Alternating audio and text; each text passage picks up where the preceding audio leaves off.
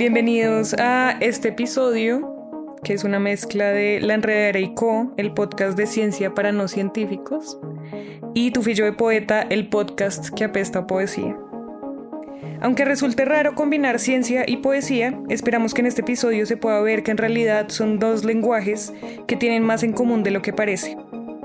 En ambos, parecería haber lo que hemos denominado una mirada atenta, que dibuja de cierta forma el mundo a punta de la observación y la interpretación. A manera de rompehielos, quisiera que cada una se presente, diga qué hace y nos cuente sobre algún momento de su vida donde tuvo que unir ambas miradas, como si un ojo percibiera desde la ciencia y con el otro desde la poesía o el arte. Luis Carlos, que está acá presente, también dijo que esto es como si uno viera en esas gafitas de 3D con un lente rojo y uno azul. Digamos que queremos pensar en cómo se ha unido la ciencia y la poesía, la literatura, el arte en nuestra vida.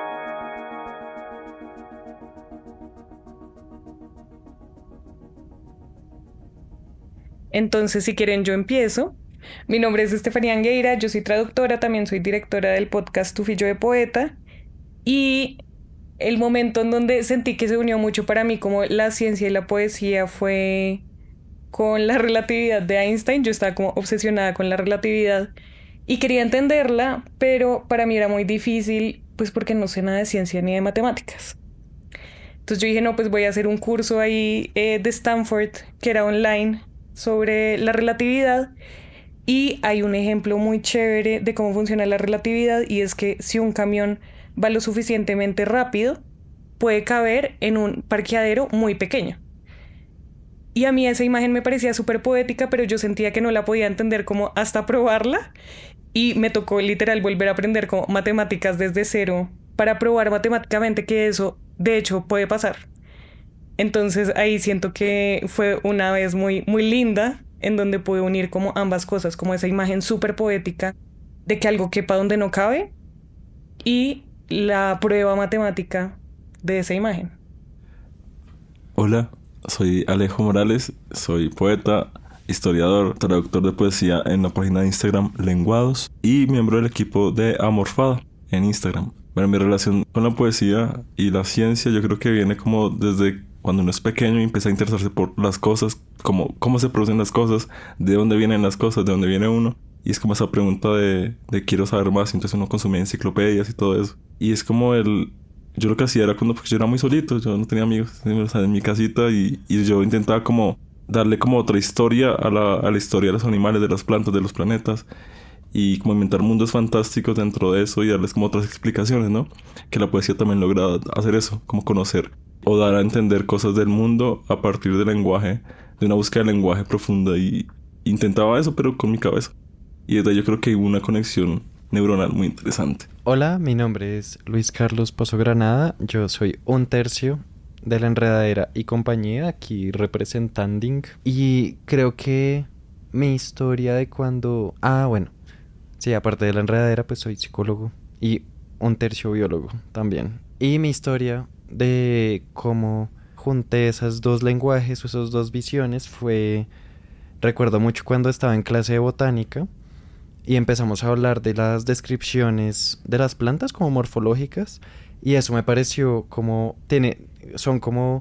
empiezan a decir como cuáles son las partes, las descripciones, cuántos pétalos, cuántas hojas, cuántos sépalos, el peciolo, qué tan largo es, como una descripción muy, muy visual, también como muy táctil, digamos, y siempre que las leo me parece como un poema, como una disección de una planta pero hecha texto. Y eso, la verdad, me permitió empezar a ver como la conexión que existe entre las dos cosas, ¿no? Porque yo sé que no todos los poemas son listas de mercado, pero hay listas de mercado que se pueden leer como poemas y esto es un poco así. No, sí, y esos textos a mí me parece que, porque tienen unas palabras tan raras, suenan como Gíglico de Julio Cortázar, ¿no? También. Es demasiado increíble. Peciolo ya parece Gíglico. Cata. Vale, hola, mi nombre es Catalina Vargas, soy editora, también escribo poesía y trabajo en una ONG ambientalista. Digamos que ahora escuchándolos, pensando en historias tengo 3 mini anécdotas. Son como fragmentos de conversaciones y muy fugaces y muy pequeñas. Una con una amiga como a los 8 años en una baranda sentada en la terraza de la casa jugando a dividir la mitad de la mitad de la mitad de la mitad de la mitad. Y pues hasta que surgió la pregunta por el infinito, que todavía para mí es un misterio si existe, cómo se resuelve esa mitad de la mitad.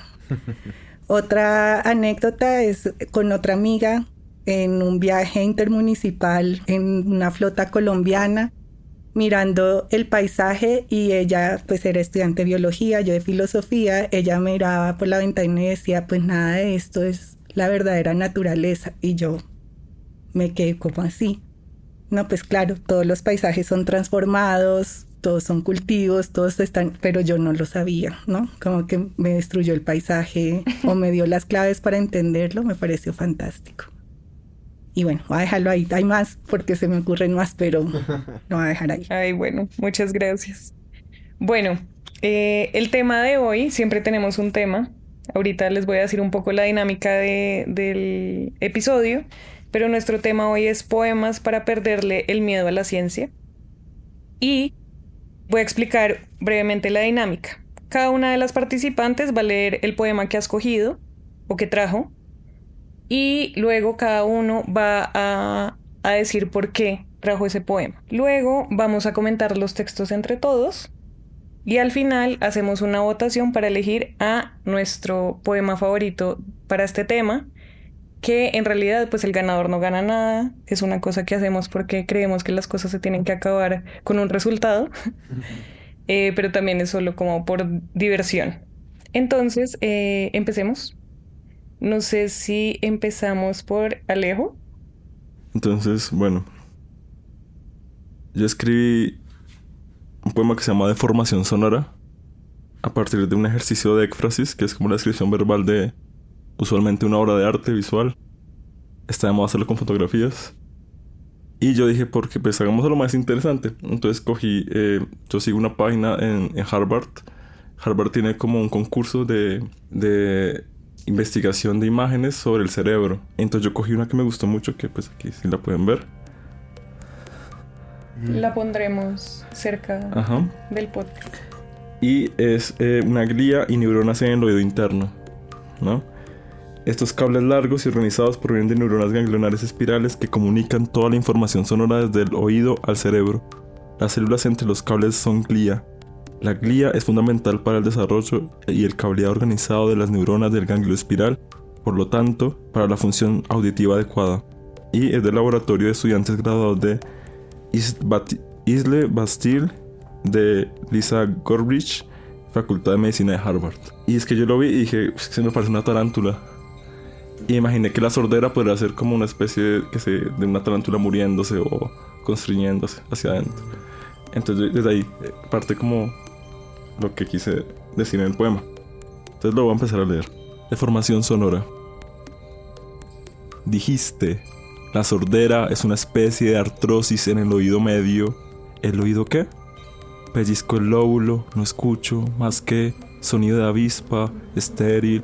Quizá me trancaron las orejas con un soplete. Ya no puedo oír más que las neuronas del ganglio espiral acumulándose en enjambre, formando una tarántula que lame su propia hinchazón en el espacio intocable del rostro. La primera persona del singular se rasca el linaje dañado, escuchas golpes suaves, taquigráficos, la audición se deshila como un meteoro, flujo anómalo, embarga las articulaciones aquí, la tarántula lisiada del oído medio, después de migrar por el lóbulo temporal, víctima del ruido. 2. No siempre duele. Intergaláctico este ruido, plaga de las tarántulas.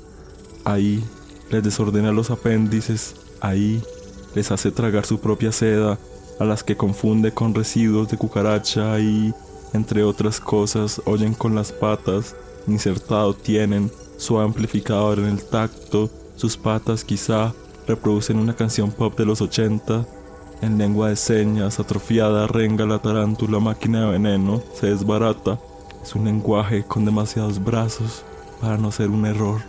Sufre agrandamiento ahí, revienta en silencio ahí, se dicen un válido alto lunar, si se quiere ahí. Incinerada de ruido, se adultera, toca su cuerpo de vinilo rayado, algo mueve los labios delante, la mano tararea, take on me, take on me. 3.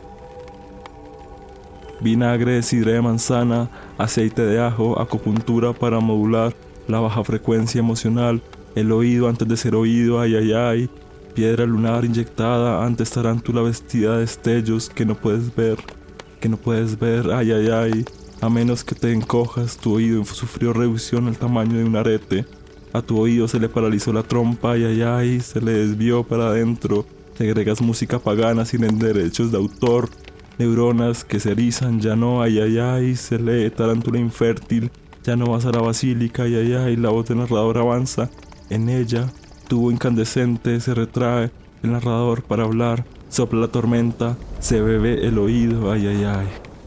4.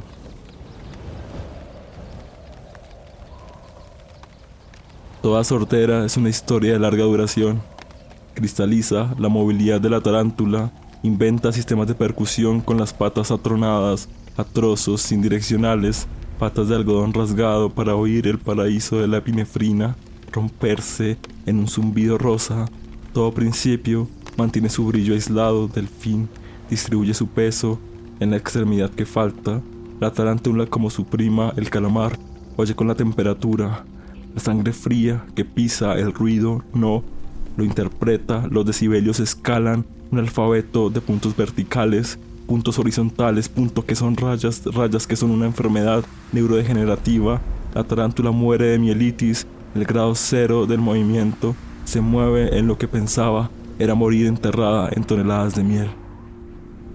En un premio nacional de tímpanos más hermosos, el de mi madre ganaría, y tendría un audífono de oro, como un escapulario atado a su cama. Sus plegarias aguijonean las nubes. San Francisco de Sales, santo patrón de los sordos, ruega por nosotros, ruega por nosotros. Hay personas sordas que escupen seda, bendícela, Señor. Hay personas a quienes se les desconecta el idioma, atraviesan millas de oscuridad para no tener un aspecto de manzana recién mordida, por un cable de audio, subtítulos siquiera para seguir el ritmo de las noticias. Así, la sordera en Bulldogs está asociada a la pigmentación esmaltada blanca lunar. Bendice ese resplandor, Padre querido. Un vehículo a motor cruza esta línea. La luna dice te odio en alfabeto dactilológico. La anatomía enrarecida por una bocina dice ¿me oyes? ¿Me oyes? ¿Me oyes? Uf.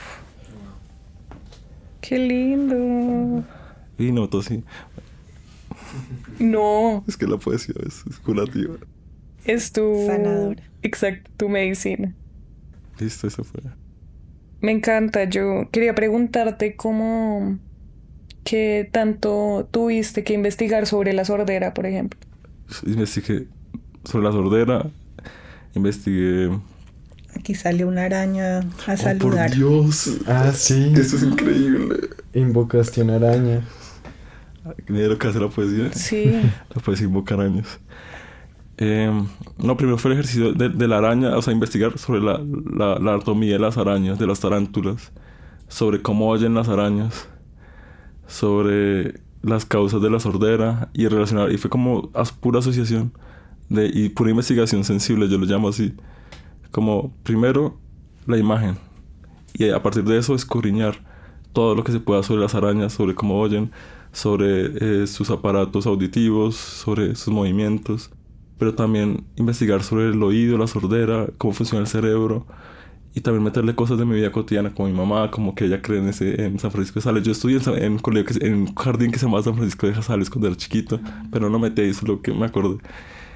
Y como que siento que la poesía es como una especie de constelaciones que se encuentran y se abrazan y se disuelven, ¿no? Y a partir de ahí como que en toda esa materia de lenguaje quería como que la forma de leerlo o la forma de estructurarlo fuera como taquigráfica, como si estuviera, como si me faltara la respiración, como cuando se pierde el oído y suenan como pitidos, como pa, pa, pa, pa. Sí. Y tenía como esa idea en mente y metí cosas de programas de televisión que no sé, es que yo solo sé cuáles son. ¿Y el grado 0?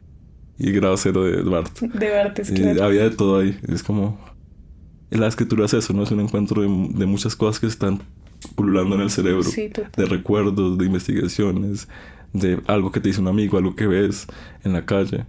Y todo eso se encuentra en el poema. Y es como un collage de todo eso. Sí, pero también transformado, ¿no? Como que tiene para mí un ritmo muy claro, como súper entrecortado, de una persona que no alcanzó a oír del todo. Hay cosas como sonidos que se van repitiendo mucho, que también le dan como una violencia, como una fuerza violenta al poema.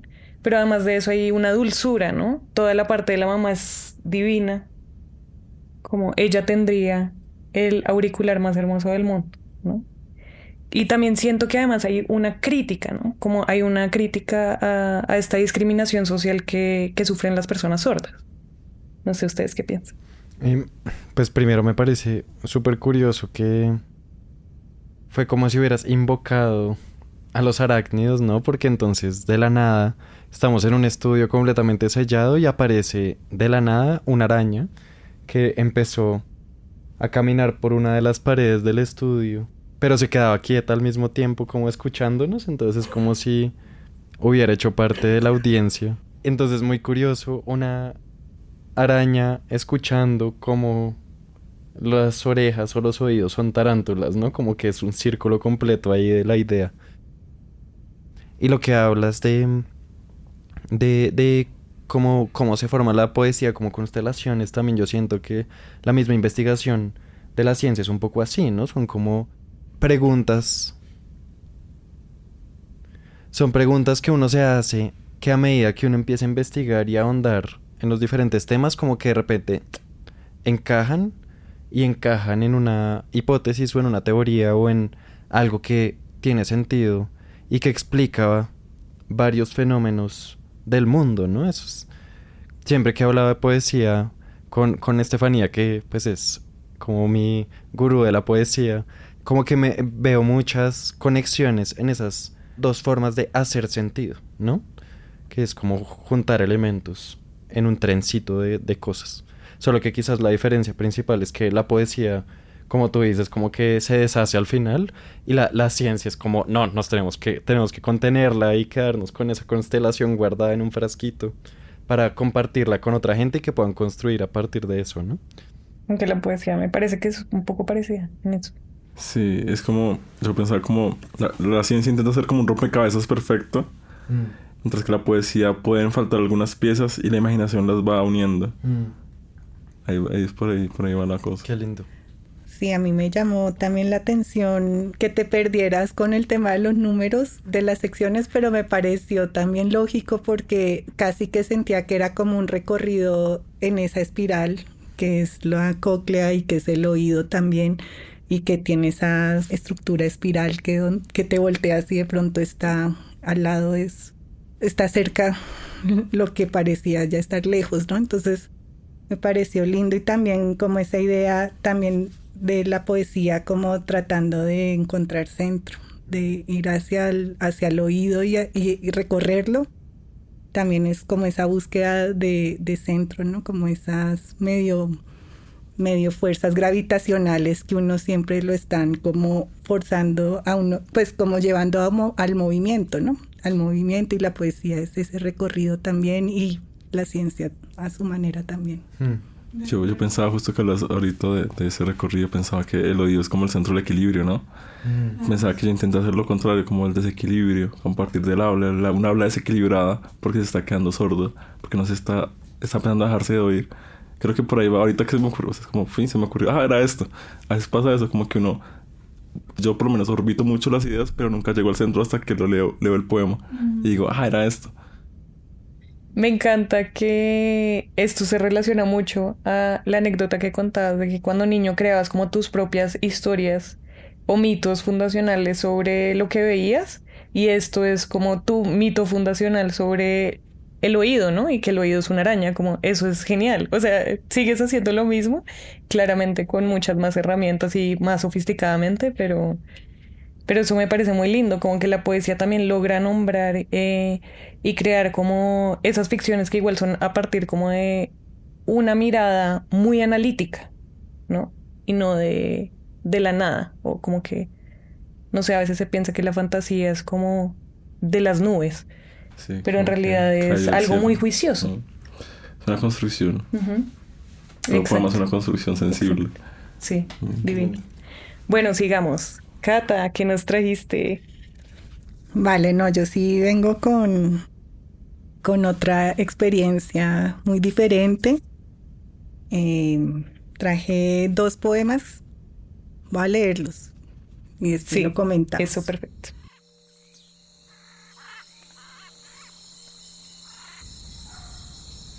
El papagayo de los saturianos.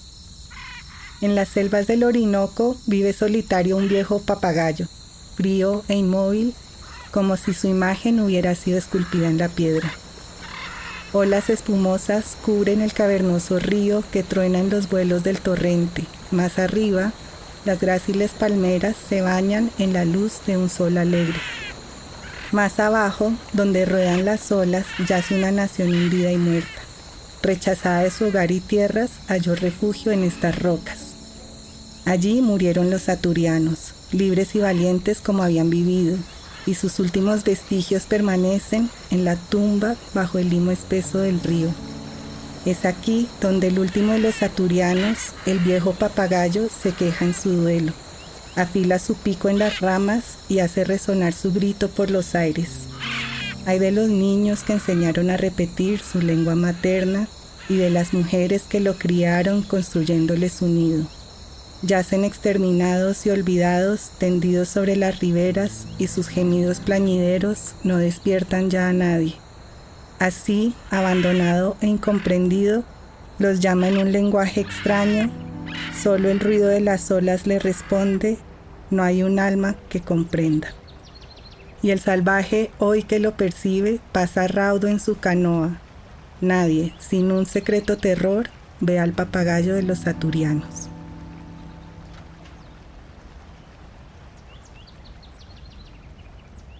Y va a leer el otro, que es Oh capitán, mi capitán, nuestro temeroso viaje ha terminado, de María Buenaventura.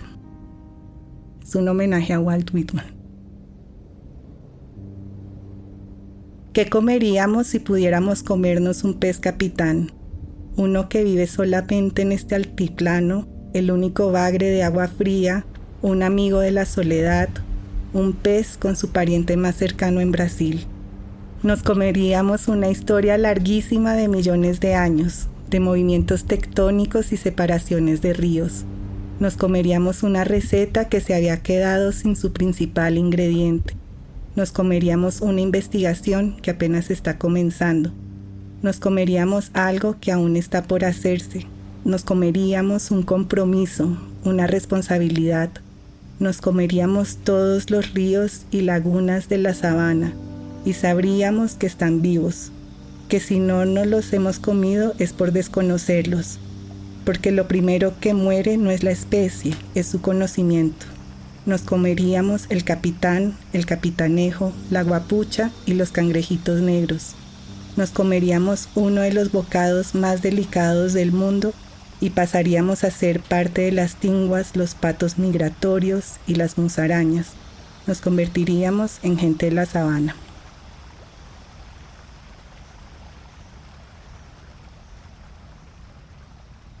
Ay, qué lindos. Muy distintos, pero sí me interesa saber, Cata, por qué los trajiste. Cuéntanos un poquito como esas historias detrás.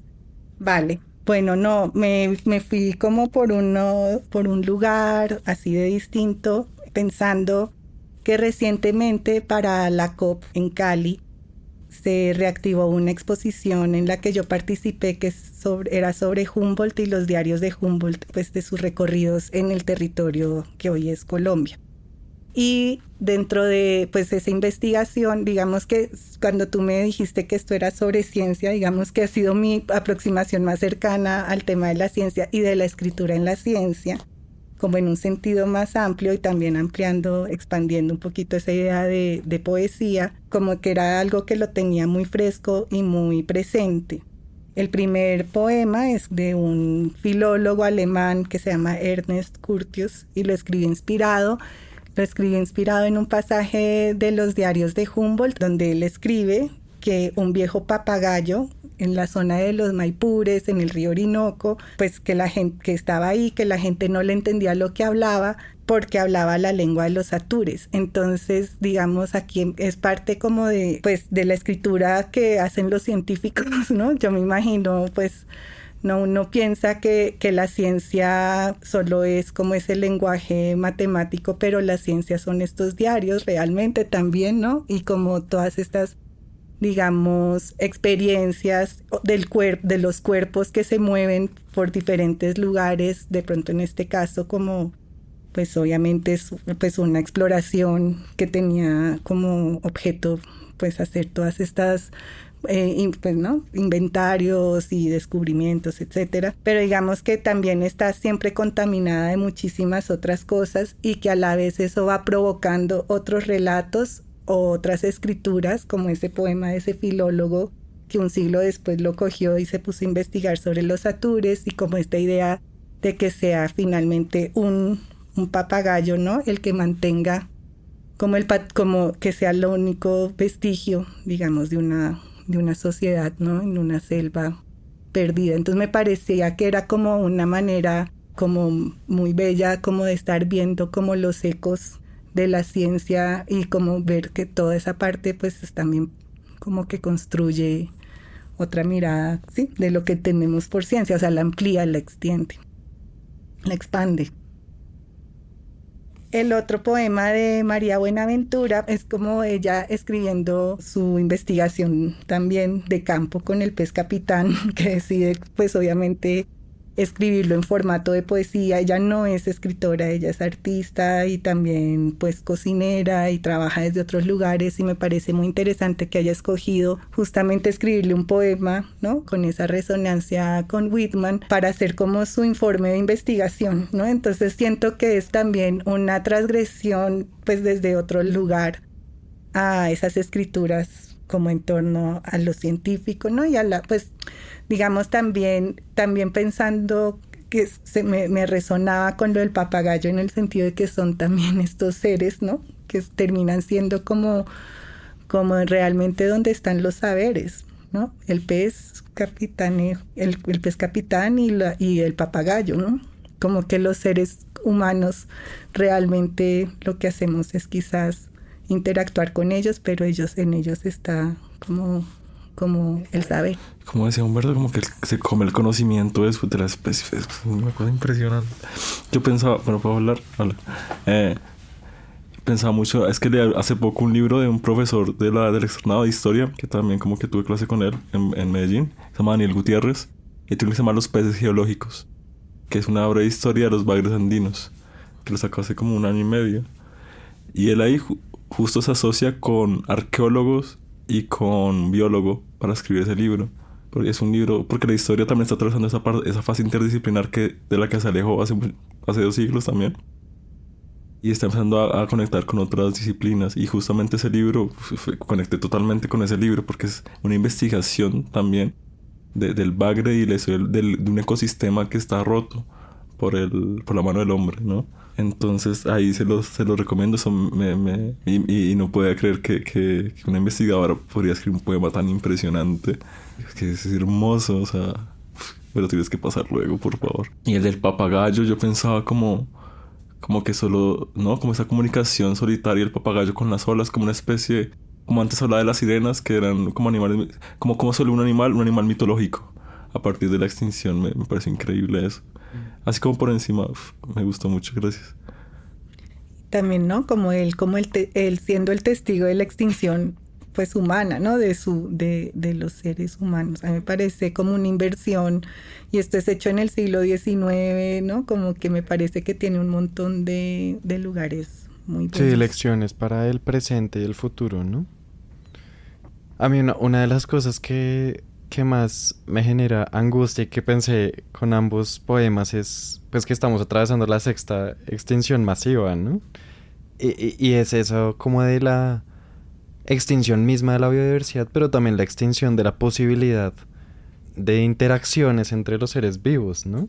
Pero siento que esos 2 poemas como que logran como plasmar mucho como esa ansiedad de la desaparición de las cosas, no sé cómo decirlo. Sí, a mí hay algo que también me gusta mucho de ahí y es el poder que tiene la poesía de imaginar, ¿no? La ciencia, digamos, está ahí y luego la poesía puede llegar ahí e imaginar cosas como comer pez con Walt Whitman. ¿No? Eso es genial y es una imagen maravillosa, ¿no? O el papagayo ahí solo. Son unas imágenes también como muy poderosas que nos da al final como la observación y también la persona, como el punto de vista de una persona muy específica que quiso escribir eso. Sí. Y me parecen los dos súper potentes, como tienen además su propia sonoridad también. Me encanta. Bueno, continuemos. Luis Carlos, ¿qué nos trajiste hoy? Bueno, yo traje un poema que pensé que era largo hasta que no. Hasta que los escuché. Sí. Pero entonces, se llama La experiencia de las lombrices, escrito por Adilia López.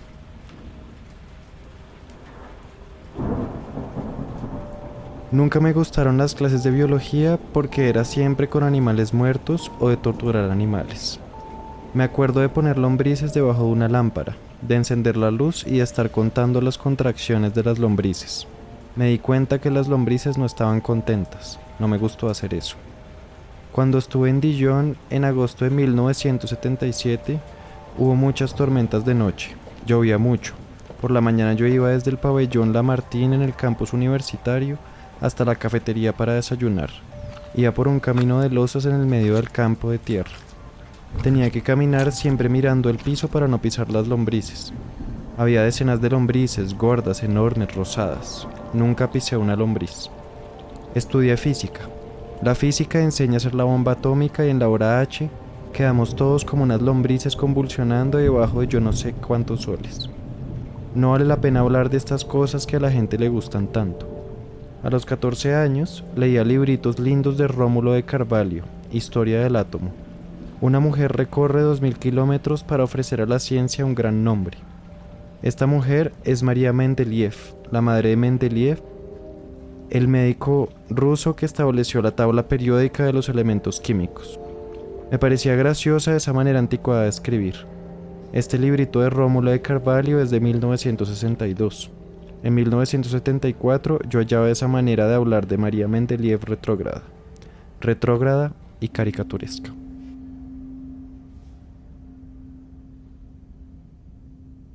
¿Por qué lo trajiste? Pues este libro que se llama ZS lo leí hace mucho tiempo y conecté mucho con este poema en específico y no sé por qué, como que recordé cuando íbamos a empezar a grabar el episodio, pues a escoger los poemas para el episodio, recordé de uno el libro y cuando lo releí fue como, claro, es que refleja mucho una cosa que yo sentí cuando estudié biología, que es el afán de la ciencia de buscar objetividad, ¿no? Como de distanciarse del mundo un poco, como encontrar un punto de vista distanciado para poder describir y analizar el mundo, ¿no? Y siento que no sé, la disección de los animales es 100% eso, como el estar dispuesto a abrir un cuerpo solo para ver qué hay dentro, ¿no? Sin ir más allá de eso y hacer las anotaciones de lo que se observa. Entonces, pues principalmente fue por eso, pareció como una reflexión muy bella de una cosa que yo también viví, como de no, a mí, yo siento que a las lombrices no les gusta ser diseccionadas porque a quién sí. Bueno, además me gusta mucho toda esta cosa de María Mendeleev, porque en ese escrito que hace, no sé, supongo que un científico sobre ella, la parece bíblico, ¿no? Que ella recorrió kilómetros para dar luz a su hijo que va a ser el gran científico, ¿no? Y me pareció, o sea, es Jesús, María y Jesús, y como ella se llama María, pues me pareció además muy divertido, o sea, es una manera muy divertida de escribir y claro, y que a uno lo remite mucho a su infancia de esas clases de ciencia horrible con animales vivos. Pues yo nunca tuve esas clases porque mi colegio era distrital, pero recuerdo, sí. O sea, la gente que decía, no, animales, diseccionamos animales, yo es como, ¿qué? Yo me acuerdo que yo lo que hacía era como había un bosquecito y cogía las babosas y las tijeretas y las cochinillas y los ponía como a jugar entre sí, como conózcanse. Pero intentaba no hacerles daño. Y no cuidaba mucho. Yo me acuerdo que yo cuidaba como a las cochinillas que estaban embarazadas. Y no sé, era muy lindo como ver como ese proceso tan diminuto y yo sin saber nada, como intentando descubrir cómo una cochinilla tiene sus crías sin que nadie me enseñara, porque no tenía, en ese momento no tenía enciclopedia, no había Wikipedia y no había como un manual de biología donde yo pudiera saber cómo se reproducen o cómo paren las cochinillas. Pero bueno, hablando del poema, a Dilia la amo. Bueno, en fin. Me gusta como esa crítica política que también hace, ¿no? Como a lo que son los humanos, que esa morbosidad por la violencia, por la muerte, ¿no? Con lo de las lombrices bajo la bomba atómica, como se retorcían los cuerpos, ¿no? Y si uno abre YouTube, uno lo que encuentra es top 7 cosas más perturbadoras, experimentos con animales y humanos, millones de gente. Hay una morbosidad sobre los temas, sobre esos temas donde se hace daño a un ser vivo, que me asusta como en el sentido de que si hay un sentido ético de promover eso, ¿no? De por qué promueves y la consecuencia de que alguien que está empezando a crecer vea eso y lo vea normal. O como, uy, qué chimba, están diseccionando a alguien, ¿no? En la deep web. Es problemático y ella lo soluciona con una estrofa llena de humor y carga política y sátira y me encanta. Creo que eso también veo en Adilia mucho, ¿no? Y también está la otra parte de la madre Mendeleev. Siento que me conecta con un poema de Zbigniew Herbert, que es un poeta polaco que vivió durante la dictadura soviética y que también escribió sobre su profesor de biología, de cuando diseccionaron una rana y de cómo eso a él le dio a entender de dónde estaban parados como polacos frente al mundo, ¿no? ¿Cata? Vale, no, pues yo aquí como también muy interesada en ese como, ¿no? Que hablemos de ciencia y poesía y arte y venimos todos con animales aquí, ¿no? Entonces es muy interesante cómo estamos hablando a través de ellos, ¿no? Como desplazando del centro la parte humana. Total. Bueno, yo traje un poema, es sobre gorilas, entonces esperemos que no llegue un gorila como por esa puerta del estudio. No invocar un gorila. Suena las manos hacia... Eso puede ser la invocación. De pronto viene Melody. Y bueno, es de un libro que se llama Una ballena es un país, de Isabel Zapata. Y este poema, Lecciones de lenguaje, se trata sobre Coco, que es una gorila que habla en lenguaje de señas. Y ella dice acá en un texto que está al final que los episodios narrados en Lecciones de lenguaje vienen de artículos que Francine Patterson, la mujer que le enseñó a Coco lenguaje de señas, escribió para la revista National Geographic. Es muy largo, entonces voy a leer como solo unos apartados y luego lo comentamos.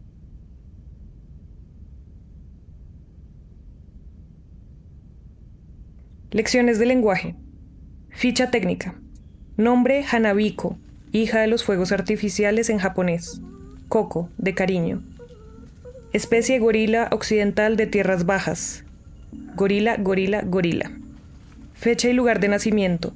4 de julio de 1971, Zoológico de San Francisco. Investigadora a cargo, Francine Penny Patterson. Asistentes de investigación / cuidadoras, Anne Southcomb y Cindy Dugan. Fecha de inicio de las lecciones de lenguaje, julio de 1972. Hábitat. Coco vive en un remolque a las afueras del campus de Stanford. Tiene un cuarto propio con una jaula casi siempre abierta. Puede entrar a la cocina en todo momento, pero el almacén y el baño para humanos están bajo llave. Con sus dientes filosos y su curiosidad por cómo están armadas las cosas, hay muchos objetos que Coco destruiría si tuviera cerca. Por eso, en vez de colchón, tiene un montón de toallas que forman un nido sobre una llanta de motocicleta. A Coco le gusta jugar con plastilina, piezas de plástico, pinturas, camioncitos y otros objetos pequeños. Galopa por el remolque, se columpia de las barras del techo y le pega con los puños a las paredes o al baúl de metal en el que guardan sus juguetes. Puede ser bastante ruidosa. Afuera tiene un arenero y un triciclo. Junto a la puerta de la casa hay un cobertizo lleno de animales que se usan para experimentos en el laboratorio de la universidad. Cuando embiste a los toros castrados, ellos la ignoran. Desesperada, intenta hablarles en lenguaje de señas. Lección: higiene. Coco se baña regularmente con una esponja que después intenta comerse. Celebridades 1. En 2001, Coco se reunió con Robin Williams. Después de jugar a las cosquillas, arrebató los lentes del actor para probárselos. Luego le sacó la cartera y se puso a revisar sus identificaciones. Reporte: Michael. Michael tenía 3 años cuando llegó a vivir con nosotras. Venía del zoológico de Viena, a donde lo mandaron desde Camerún cuando se quedó huérfano. En cuanto aprendió el lenguaje de señas suficiente, contó la historia del asesinato de su madre. Su testimonio es el único hasta el momento de un sobreviviente de la caza furtiva de gorilas. Su color favorito es el amarillo. Le gustan Plaza Sésamo y Pavarotti. Reporte: rutina. 8. Coco despierta cuando llegamos Anne y yo, si es que no la despertaron antes los ruidos de Michael. Desayuna cereal con leche y luego ayuda a limpiar la casa. 9:30, lecciones auditivas de inglés. 10:30, cuando se cansa me dice con señas, dejar entrar Mike, y se pasan 1 hora haciéndose cosquillas y jugando a las escondidas. Toman una pausa para comer un plátano. 11:30, clase de lenguaje de señas. 2 de la tarde, Coco come huevo, carne, jugo, una vitamina y un sándwich de crema de cacahuate con mermelada. 3 de la tarde, grabación de video de los avances en su aprendizaje. 4, caminata. 5, cena de vegetales frescos. Coco prefiere el elote y los tomates. No le gustan las espinacas ni las zanahorias. Tiene gustos finos, alcachofas, espárragos y berenjena. Por nada del mundo come aceitunas, hongos ni rábanos. 6. Por la tarde, Coco se entretiene viendo libros y revistas.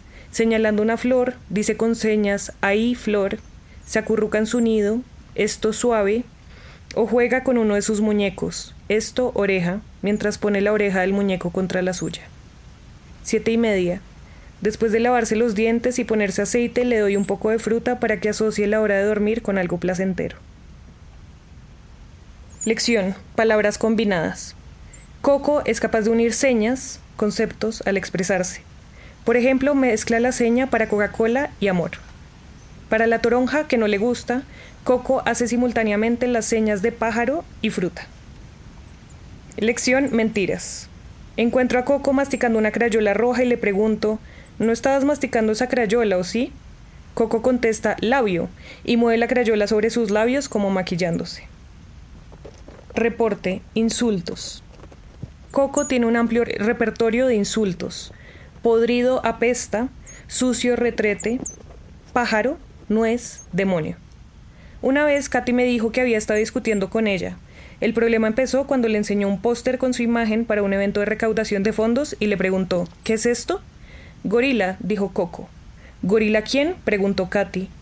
Pájaro, contestó Coco. A partir de eso todo empeoró. ¿Tú, pájaro?, preguntó Katy. Tú, respondió Coco. No yo, tú eres un pájaro, contestó Katy, consciente de que pájaro puede ser un insulto para Coco. Yo gorila, dijo Coco. Tú nuez, nuez, nuez, nuez.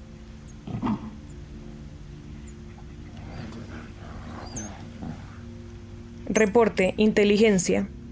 Los sesgos culturales en las pruebas de inteligencia vuelven casi imposible aplicarlas a Coco. Hay un reactivo que dice, señala las 2 cosas buenas para comer, junto a una imagen con un bloque de concreto, una manzana, un zapato, una flor y un helado. Ella señala la manzana y la flor. Señala cuál de estos lugares es mejor para resguardarte en una tormenta. En la imagen hay un sombrero, una cuchara, una casa y un árbol. Señala el árbol naturalmente, pero las reglas exigen que esas respuestas sean marcadas como errores. Lección: Mike. Una vez Mike estaba intentando encontrar una seña que convenciera a Anne de que lo dejara entrar a jugar. Desde el otro lado de la reja, Coco empezó a desesperarse y dijo, visita Mike, apúrate, pensar Mike. Y Coco, buen abrazo Mike. Luego Mike hizo la seña Coco, y Coco contestó, bien Mike sabe. Reporte: memoria. Coco y yo tenemos una conversación reveladora sobre el incidente de la mordida. Yo, ¿Qué le hiciste a Penny? Coco, mordida. En su momento, Coco había dicho rasguño. Yo, ¿lo admites? Coco, perdón, mordida, rasguño. Le enseñó a Coco la mordida en mi brazo. Coco, mal mordida. Yo, ¿por qué morder? Coco, porque enojado. Yo, ¿por qué enojado? Coco, no sé. Reporte agujero. Cynthia Gorney, de National Geographic, entrevistó a Coco en 1985. A la pregunta, ¿eres un animal o una persona?, ella respondió, gran animal gorila. Al final, le preguntó a dónde van los gorilas cuando se mueren, y ella dijo, agujero cómodo, adiós.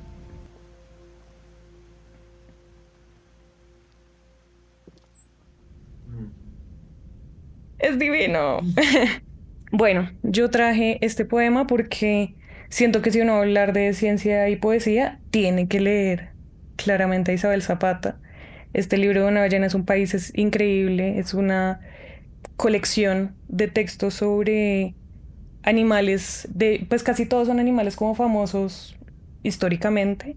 Está Laika, bueno, ahí van a encontrar un montón de cosas y también de otros animales que en general digamos que no se han tratado mucho en la literatura. Entonces sí, como que siento que también además hace como una exploración de distintas formas de escribir poesía, ¿no? Esto no es un poema normal o como tradicional, sino que casi que parece pues un diario, como los de Humboldt, o incluso toma prestada también como la voz de esta señora que le enseñó el lenguaje de señas a Coco, ¿no?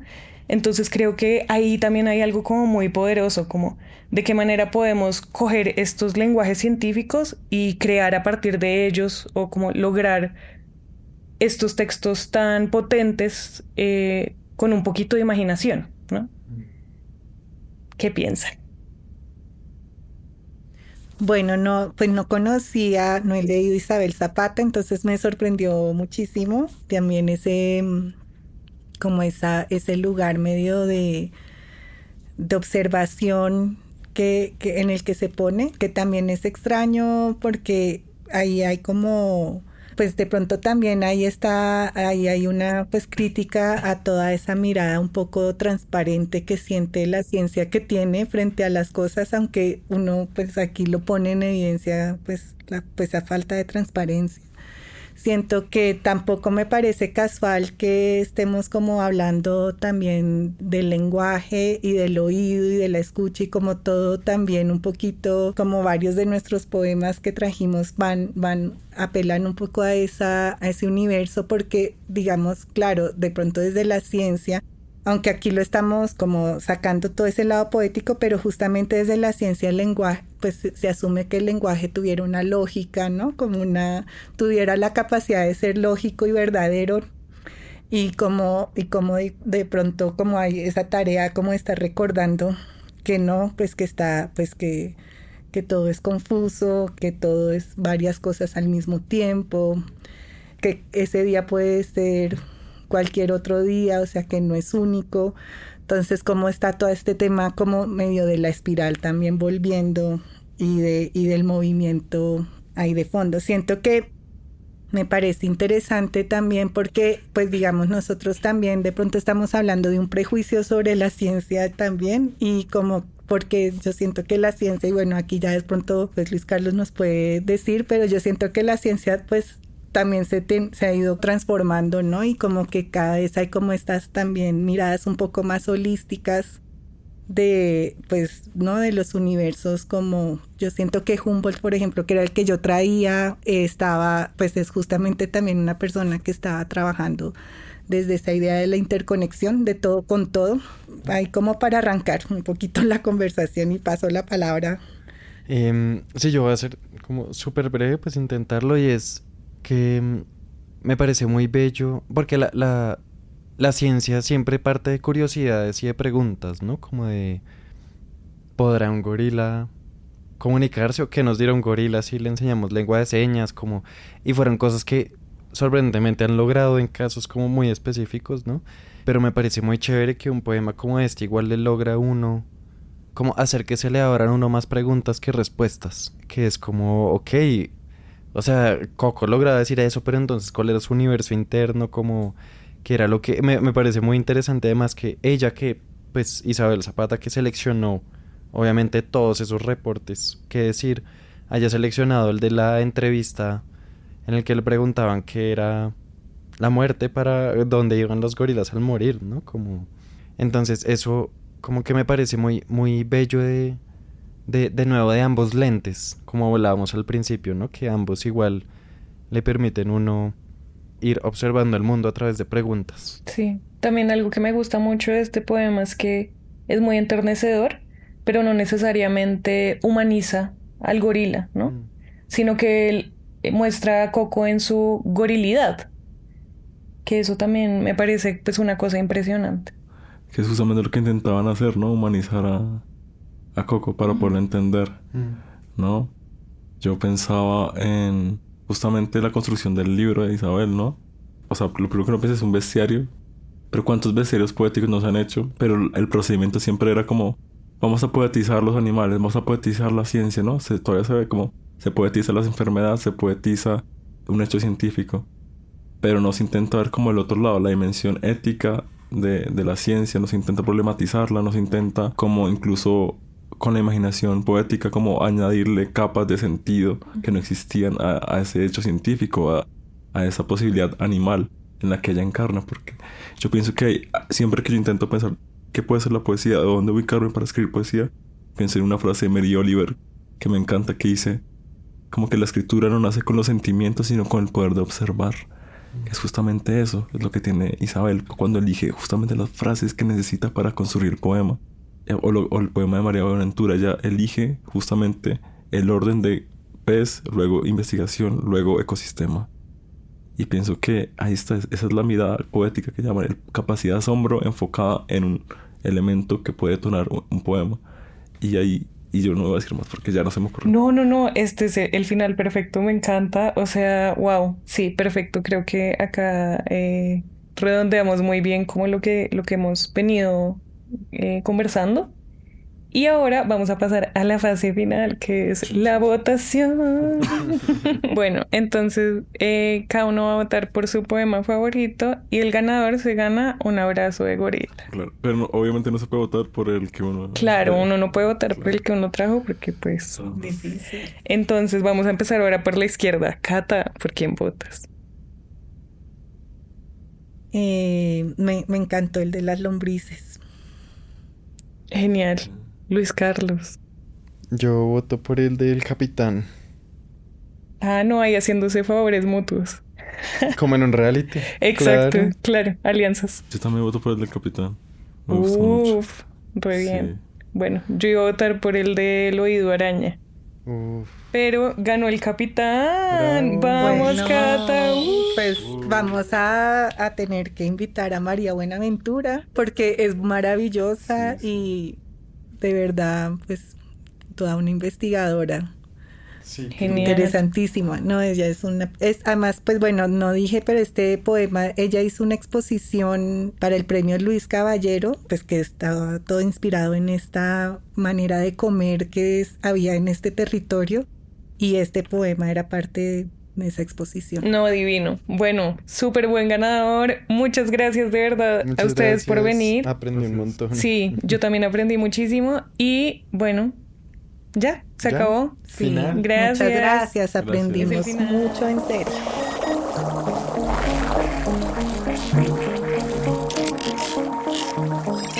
Este podcast hace parte de la exposición digital de ciencia de la Biblioteca Digital de Bogotá.